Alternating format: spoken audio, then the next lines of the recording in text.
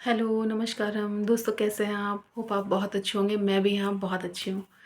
दोस्तों, आज मैं आपसे कुछ मैरिज के बारे में शेयर करना चाहती हूँ।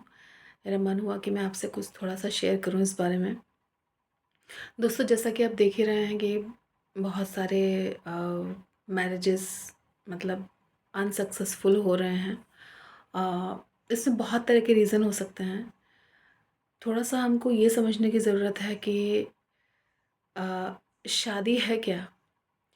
एक्चुअली हमारी इंडियन फैमिलीज़ में जब बच्चा छोटा है तभी से ये सपने देखने शुरू कर देती हैं, ख़ासकर मम्मियाँ, कि हमारे बच्चे बड़े होंगे तो हम शादी में इनकी ऐसा करेंगे, वैसा करेंगे। तो बच्चे का एक माइंड सेटअप हो जाता है कि हाँ, बड़े होना है और हमें शादी होनी है।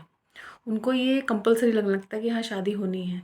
जबकि वो ये जानते भी नहीं हैं कि शादी आखिर है क्या? और क्या हो सकता है आगे चल के? दोस्तों, मैं शादी के बिल्कुल अगेंस्ट नहीं हूँ। मेरा ये रील बनाने का जो एक मकसद है वो ये है कि आप शादी करिए, बिल्कुल करिए। और लेकिन उससे पहले थोड़ा-सा अपने आप को प्रिपेयर कर लीजिए, मेंटली भी और फिज़िकली भी, कि क्या आप कैपेबल हैं शादी के लिए? क्या आप निभा पाएँगे? थोड़ा-सा ये अपने अंदर थोड़ा-सा आप ये अपने से क्वेश्चन पूछिए कि क्या ऐसा होगा? तो दोस्तों, क्या है कि आज के टाइम में जैसे आप जान ही रहे हैं कि लड़कियां भी पढ़ी लिखी हैं, लड़के भी जॉब में हैं, लड़कियां भी जॉब में हैं। तो थोड़ा-सा घर के कामों में भी दोनों लोगों को मतलब अ, सहयोग करना चाहिए। ऐसा नहीं है कि वो बाहर से आए हैं तो मतलब वो थके हैं तो वो नहीं देखेंगे, या लेडीज़ अगर घर में है तो लेडीज़ देखेंगी, ऐसा कुछ भी नहीं है। घर में रह के भी काम होते हैं, तो लेडीज़ घर के काम करके भी थकी होती हैं। अगर आप बाहर से आए हैं तो आप भी थोड़ा अगर हेल्प कर देंगी तो वो खुश हो जाती है। तो ये है। और दूसरी चीज़ ये भी है कि अ, शादी कोई कंपल्सरी भी नहीं है। मैं शादी के बिल्कुल अगेंस्ट नहीं हूँ, मैं फिर से बता रही हूँ, शादी के बिल्कुल अगेंस्ट नहीं हूँ, लेकिन अगर आप शादी को बिना समझे शादी कर रहे हैं तो फिर ये बहुत आगे फिर प्रॉब्लम क्रिएट करता है। शादी करने का मतलब है हमें किसी दूसरे के साथ रहना है। और बहुत तरह की दोस्तों ऐसे चांसेस आते हैं लाइफ में कि या ऐसे अवसर आते हैं कि हम कैसे डील करें ये नहीं समझ पाते हैं। लेकिन उस घड़ी में भी अगर आप अपने हस्बैंड को या अपनी वाइफ को सपोर्ट करते हैं और सहजता के साथ उस टाइम को क्रॉस कर लेते हैं तो आप सक्सेसफुल हैं।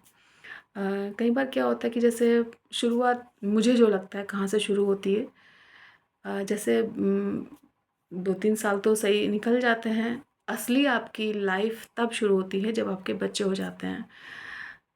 बच्चे हो जाते हैं फिर लेडीज़ के पास एक्स्ट्रा काम हो जाता है।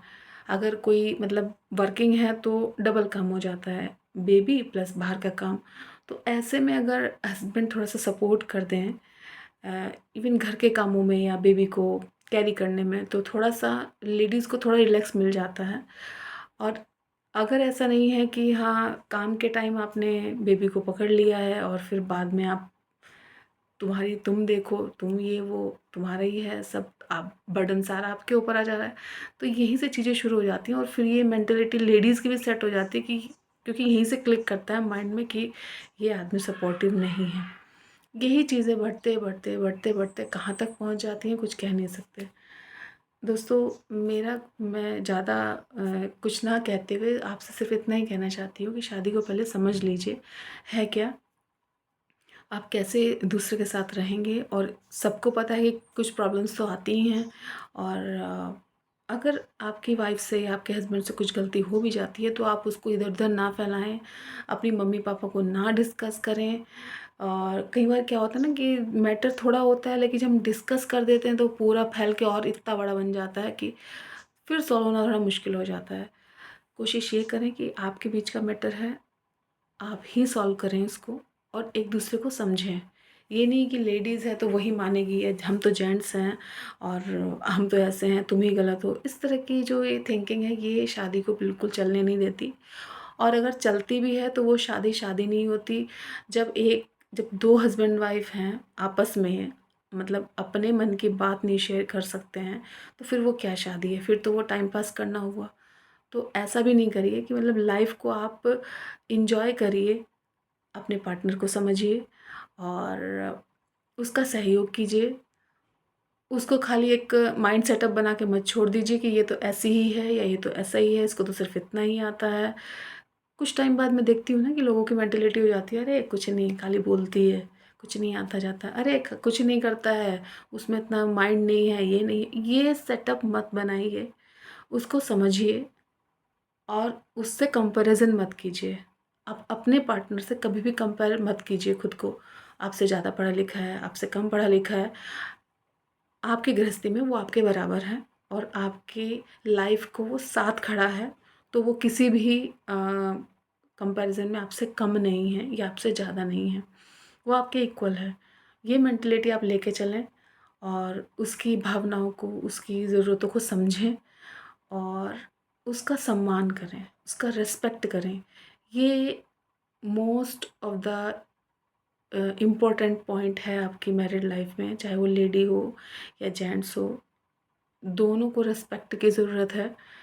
और अपनी प्रॉब्लम्स, अपने मैटर्स में किसी थर्ड पार्टी को एंटर मत कीजिए।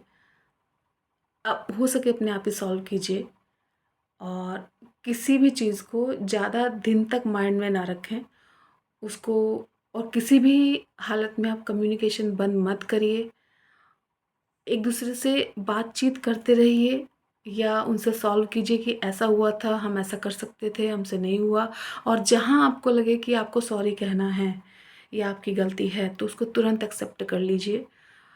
उसको गलती को ना मान करके दूसरे के ऊपर हावी मत होइए और अपने बच्चों को टाइम दीजिए, अपनी फैमिली को टाइम दीजिए। ये जो सोशल मीडिया का ज़माना है दोस्तों, आज के टाइम में मैं ये नहीं कहती आप अपडेट मत रहिए, आप हर चीज़ में अपडेट रखिए, लेकिन आपकी फैमिली आपके लिए सबसे पहले है, उसको टाइम दीजिए, बच्चों के साथ बात करिए। तो आपकी लाइफ मैरिड लाइफ मतलब 100% सक्सेसफुल होगी।